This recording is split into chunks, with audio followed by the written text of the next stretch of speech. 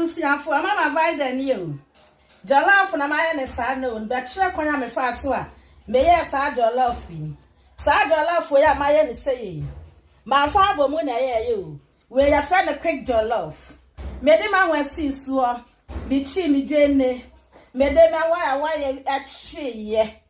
Me wie ye no. Ana mi hwie mi mu gu mu. Ana mi nu mu ma ne fry.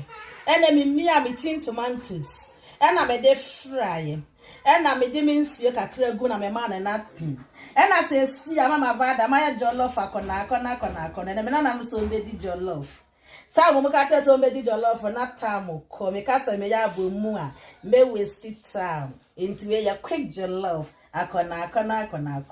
Se wo be say video yi a e ma wo remfi se wo be share ama wo nua bi bo moda na ka kire wo nua bi